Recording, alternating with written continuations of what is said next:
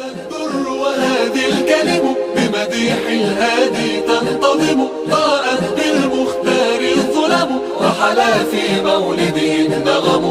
قسما بالله رب العالمين ما قضينا غير دين الله دين فهو دين الحق دين الأنبياء إنه الإسلام.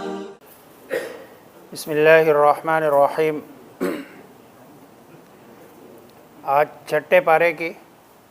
ابتدا سے تلاوت کی گئی ہے. پانچویں پارے کے آخر میں منافقین کی مذمت بیان کی گئی تھی اور انہیں سخت ترین عذاب کی وعید سنائی گئی تھی. اس لیے چھٹے پارے کے بالکل شروع میں یہ بتایا گیا کہ اللہ تبارک و تعالی بری باتوں کے اظہار کو پسند نہیں کرتے ہیں، مگر اگر کسی سے ضرر کا نقصان کا خطرہ ہو یا جو ظالم ہو اس کی مذمت کی جا سکتی ہے. لہذا اس پر تعجب نہیں ہونا چاہیے کہ اللہ تبارک و تعالی نے منافقین کی پردہ-دری کی ہے. اس کے علاوہ جو اہم مضامین ہے چھٹے پارے کے سورہ نساء والے حصے میں، پہلا مضمون یہ ہے کہ منافقین کی مذمت کے بعد یہود کے جرائم کا تذکرہ ہے. ان میں جو سب سے بڑا جرم ہے کہ انہوں نے حضرت عیسیٰ علیہ السلام کو قتل کرنے کا ارادہ کر لیا تھا، اگرچہ وہ اپنے ارادے میں کامیاب نہیں ہوئے کیونکہ اللہ تبارک و تعالی نے حضرت عیسیٰ علیہ السلام کی حفاظت فرمائی ہے اور انہیں باعزت طریقے سے آسمانوں پر اٹھا لیا. اور اگرچہ اب بعض لوگوں کا اب بھی جیسے یہودیوں کا عیسائیوں کا تصور ہے کہ حضرت عیسیٰ علیہ السلام کو نعوذ باللہ صلیب پر چڑھا لیا گیا، حالانکہ قرآن کی تصریح سے یہ بات ثابت ہے کہ حضرت عیسیٰ علیہ السلام آسمانوں پر اٹھا لیے گئے اور پھر حضرت عیسیٰ علیہ السلام آخری زمانے میں دوبارہ رسول اللہ صلی اللہ علیہ وسلم کا امتی بن کر آئیں گے. یہود کے بعد پھر اہل کتاب کے دوسرے گروہ نصارہ کا تذکرہ ہے جن کا ایک انتہائی غلط عقیدہ ہے، اور وہ عقیدہ یہ کہ خدا ایک نہیں ہے بلکہ تین اقنوم سے مرکب ہے، یعنی باپ، بیٹا اور روح القدس. نصارہ کو سمجھایا گیا کہ تم اپنے دین میں غلو نہ کرو، زیادتی نہ کرو، حضرت عیسیٰ علیہ السلام کو ان کے اصل مقام سے نہ بڑھاؤ، اور یہ مت کہو کہ خدا تین ہے. پھر خود حضرت عیسیٰ علیہ السلام اللہ تبارک و تعالیٰ کے سامنے عاجزی اور عبودیت میں اپنی کوئی حد تک محسوس نہیں کرتے، بلکہ وہ خود کہتے ہیں کہ میں اللہ کا بندہ ہوں. وہ یہ نہیں کہتے ہیں کہ میں اللہ تبارک و تعالیٰ کا شریک ہوں، بلکہ اپنے آپ کو بندہ کہنے میں حضرت عیسیٰ علیہ السلام بھی اپنے لیے عزت محسوس کرتے ہیں. تو تم کون ہو حضرت عیسیٰ علیہ السلام کو خدا کا ساتھی ٹھہرانے والے؟ پھر سورہ نساء کے اختتام پر جو ابتدائی مضمون تھا، جہاں خواتین کے حقوق کا خیال رکھنے کا اور پھر خصوصاً ان کی وراثت میں ان کا حصہ دینے کا حکم دیا گیا تھا، اس مضمون کو آخری آیت میں پھر دہرایا گیا کہ آپ سے یہ لوگ عورتوں کے بارے میں پوچھتے ہیں تو آپ صلی اللہ علیہ وسلم کو بتایا گیا کہ آپ بتا دیں کہ اگر کسی آدمی کا انتقال ہوتا ہے اور اس کی بہنیں ہو تو بہنوں کو ان کا حصہ دے دے، بشرطے کہ ان کی اولاد نہ ہو، باپ بھی نہ ہو، اور پھر بہنوں کو ان کا حصہ، اور بہنوں کا حصہ پھر بیٹیوں والا ہو جاتا ہے. اگر ایک ہے تو ان کو نصف ملتا ہے، دو یا دو سے زیادہ ہے تو ان کو 2/3 ملتا ہے، اور اگر بھائی بہن مشترک ہے تو پھر وہی للذکر مثل حظ الانثیین. اس کے بعد جو اگلی صورت پڑھی گئی ہے سورۃ المائدہ. سورہ مائدہ مدنی صورت ہے اور اس میں 120 آیات ہے. اس میں چونکہ مائدہ یعنی دسترخوان کا تذکرہ ہے اس لیے صورت کا نام مائدہ ہے. یہ صورت مدینہ ہجرت کے بعد نازل ہوئی. بعض روایات میں آتا ہے کہ حضرت عائشہ رضی اللہ تعالی عنہ سے ہی مروی ہے کہ مائدہ نزول کے اعتبار سے قرآن کریم کی سب سے آخری صورت ہے، اور اس میں شاید اس کی وجہ یہ ہے کہ جو بالکل آخری آیت ہے نا، الیوم اکملت لکم دینکم واتممت علیکم نعمتی، وہ اس صورت کا حصہ ہے. یہ جو صورت ہے اس کی ایک بہت بڑی اہمیت ہے۔ حضرت عمر رضی اللہ تعالیٰ عنہ سے ایک دن ایک یہودی نے کہا کہ امیر المومنین، اگر یہ آیت جو قرآن کریم میں الیوم اکملت والی ہے نا، یہ ہمارے اوپر نازل ہوتی تو ہم اس دن کو یوم عید قرار دیتے اور اس دن ہم عید مناتے۔ تو حضرت عمر نے جواب دیا کہ میں اس دن کو بھی جانتا ہوں، اس گھڑی کو بھی جانتا ہوں کہ وہ جس دن نازل ہوئی وہ دن بھی عید ہی کا تھا، ظاہری بات ہے عرفے کا دن تھا، اور وہ گھڑی بھی عید والی تھی، یعنی گویا کہ اللہ کے ہاں سب سے محبوب گھڑی تھی، اس لیے ہمیں اس دن عید منانے کی ضرورت نہیں ہے۔ اور وہ دن بھی جمعے کا دن تھا۔ اب جمعہ بھی ہو، عرفہ بھی ہو، اور جو ہے نا گویا کہ اس دن دو عیدیں اللہ تبارک و تعالیٰ نے جمع کرا دی ہے۔ اس صورت میں جو چھٹے پارے میں جو اس کا حصہ ہے، اس کے جو مضامین ہے، اس میں جو اہم مضامین نمبر 1، سورت کے ابتداء میں مسلمانوں کے آپس میں جو معاہدے ہیں ان معاہدے کے پورے کرنے کا حکم دیا۔ آپ کسی سے وعدہ کرو اور کوئی عقد کرو تو اس کو پورا کرنے کا حکم دو، چاہے وہ عہد اور عقد انسان اور رب کے بیچ میں ہو یا انسان اور انسانوں کے بیچ میں ہو۔ دوسرا یہ ہے کہ کھانے پینے کی بہت ساری اشیاء کو جو ہے نا ان کی حرمت کا اعلان کیا گیا، جنہیں زمانہ جاہلیت میں حلال سمجھا جاتا تھا، جیسے مثلاً جو ہے نا مردار ہے، بہنے والا خون ہے، خنزیر ہے، اللہ کے نام کے علاوہ کسی اور کے نام پر ذبح کیے ہوئے جانور ہے۔ البتہ اگر حالت اضطرار ہے، مثلاً مجبوری کی حالت ہے تو اور جان کو خطرہ لاحق ہو تو شریعت نے اس صورت میں ان چیزوں کے کھانے کی اجازت دی ہے۔ ان نجس چیزوں کے علاوہ باقی جتنی بھی چیزیں ہیں وہ پاکیزہ ہے اور اللہ تبارک و تعالیٰ نے ان کو حلال قرار دیا۔ دوسرا جو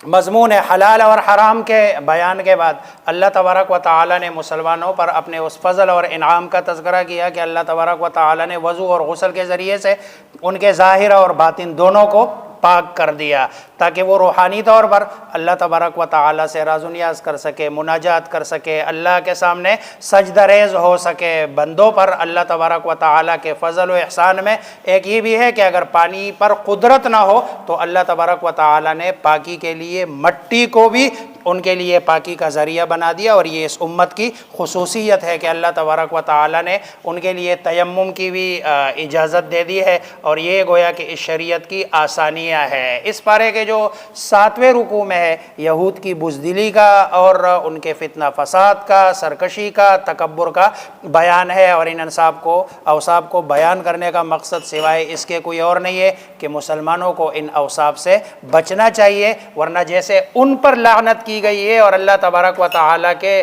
پٹکار کا جو ہے نا وہ مستحق ٹھہرے، کہیں مسلمان ان برائیوں میں مبتلا ہو کر اللہ تبارک و تعالیٰ کے پٹکار کا جو ہے نا مستحق نہ بنے۔ 8ویں رکوع میں حضرت موسیٰ علیہ السلام نے جو ہے نا پہلے یہود کو اللہ تبارک و تعالیٰ کے احسانات یاد کرنے کو کہا، اور پھر حضرت موسیٰ علیہ السلام نے بیت المقدس جو ان کا اصل جو ہے نا گھر تھا اور ان کا اصل مقام تھا وہاں داخل ہونے کا حکم دیا، تو حکم ماننے کی بجائے انہوں نے حضرت موسیٰ علیہ السلام کا مذاق اڑانا شروع کر دیا اور کہا فَاذْهَبْ أَنْتَ وَرَبُّكَ فَقَاتِلَا إِنَّا هَاهُنَا قَاعِدُونَ، تو اور تیرا رب چلا جائے، ہم تو ادھر بیٹھے ہوئے ہیں جو ہے نا انتظار کر رہے ہیں۔ اللہ تبارک و تعالیٰ نے جو ہے نا انہوں نے کہا کہ جب تک قوم عمالقہ وہاں ہے ہم نے تو نہیں داخل ہونا، ہم تو نہیں لڑیں گے۔ اللہ نے فرمایا ٹھیک ہے، جدھر آپ رہ رہے ہو ادھر 40 سال تک جو ہے نا تم اس علاقے میں سرگرداں رہو اور تمہیں نکلنے کی یہاں سے اجازت نہیں ہے۔ بنی اسرائیل کی سرکشی اور نافرمانی کے بعد پھر آگے 9ویں رکوع میں حضرت آدم علیہ السلام کے دونوں بیٹوں حابیل اور قابیل کا واقعہ ذکر کیا گیا۔ قابیل ان میں قاتل ہے اور حابیل مقتول ہے، جس کے شروع میں قاف ہے وہی قاتل ہے۔ چنانچہ اس قتل کے پیچھے جو وجہ ہے وہ بھی حسد ہے، کہ حسد یعنی اتنی خطرناک بیماری ہے کہ حسد کی وجہ سے بھائی بھی اپنے بھائی کو کیا کرتا ہے، قتل۔ اس لیے تو قرآن کی آخری 2 سورتوں میں وَمِن شَرِّ حَاسِدٍ إِذَا حسد پناہ مانگی ہے۔ چنانچہ اسی حسد کی وجہ سے انہوں نے خاتم الانبیاء سرکار دو عالم محمد مصطفیٰ صلی اللہ علیہ وسلم کی نبوت کا انکار کیا۔ اسی قصے کی مناسبت سے چونکہ قتل کا تذکرہ ہوا، آگے پھر جو نا بیان کیا گیا ڈاکو، باغی، زمین میں فساد پھیلانے والے، ان کو جو نا سزائیں کون کون سی مقرر ہے، چنانچہ کسی کو سولی دے دی جائے، کسی کو قتل کیا جائے، کسی کے ہاتھ پاؤں الٹی جانب سے کاٹ دیے جائے، کسی کو ملک بدر کیا جائے۔ یہ مختلف سزائیں ہیں جو مختلف جرائم کی بنیاد پر ہے۔ پھر 10ویں جو نا رکوع میں مرد اور عورت اگر چوری کرتے ہیں تو ان کے ہاتھ کاٹنے کا حکم دیا، اور یہ شرعی حکم ہے، اور اگر معاشرے میں آج بھی ہاتھ کاٹنے شروع ہو جائے تو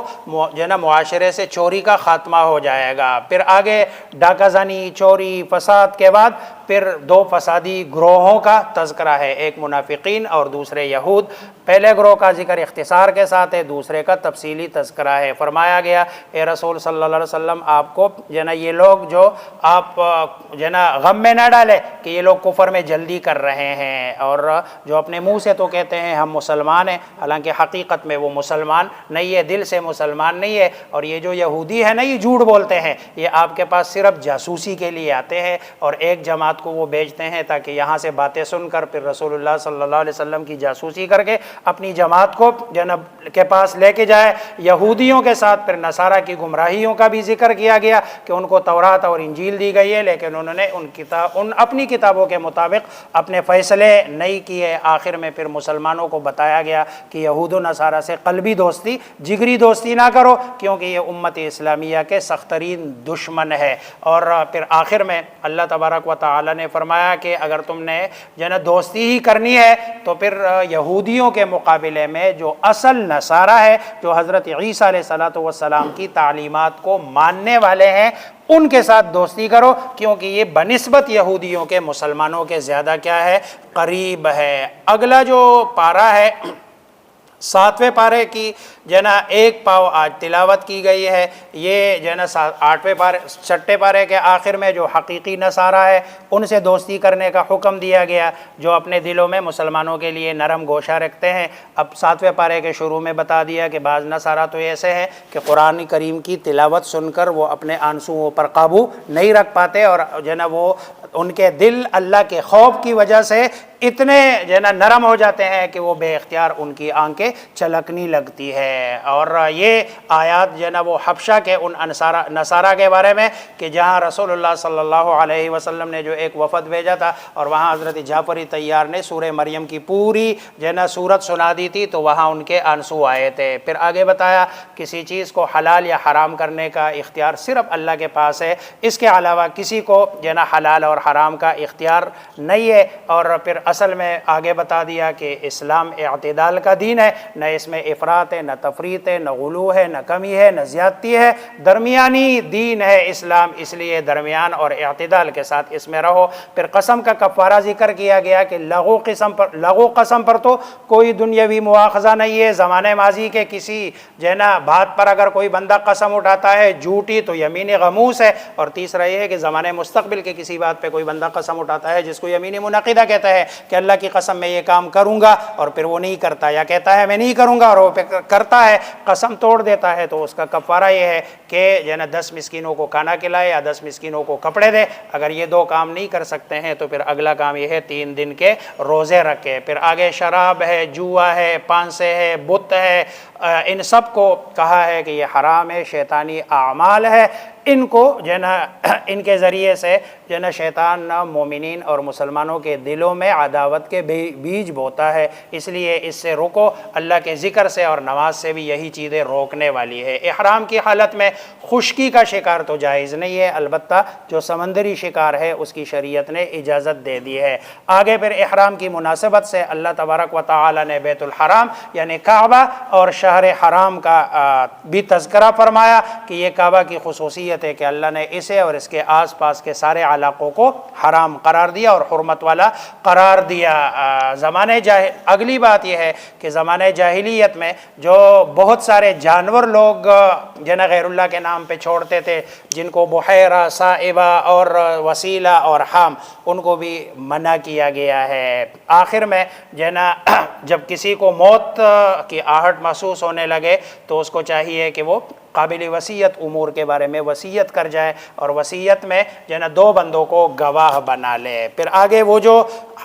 آیت سورت کا جو اصل موضوع ہے مائدہ دسترخوان، اس کا تذکرہ ہے کہ جو ہے نا اللہ تبارک و تعالیٰ سے حضرت عیسیٰ علیہ السلام کے واسطے سے بنی اسرائیل نے دسترخوان مانگا، اور اللہ تبارک و تعالیٰ نے کہا دسترخوان تو میرے لیے بھیجنا کوئی مسئلہ نہیں ہے، لیکن اگر دسترخوان آنے کے بعد بھی انہوں نے میری نافرمانی کی تو میں ان کو ایسا عذاب دوں گا کہ اس سے پہلے کسی کو اس طرح کا عذاب۔ پھر آگے قیامت میں جو حضرت عیسیٰ علیہ السلام کے ساتھ اللہ کا جو نا مکالمہ ہے اس کو ذکر کیا گیا کہ وَإِذْ قَالَ اللَّهُ يَا عِيسَى ابْنَ مَرْيَمَ أَأَنْتَ قُلْتَ لِلنَّاسِ اتَّخِذُونِي وَأُمِّيَ إِلَٰهَيْنِ مِن دُونِ اللَّهِ، یہ تو نے کہا تھا لوگوں کے کہ مجھے اور میری ماں کو اللہ کے سوا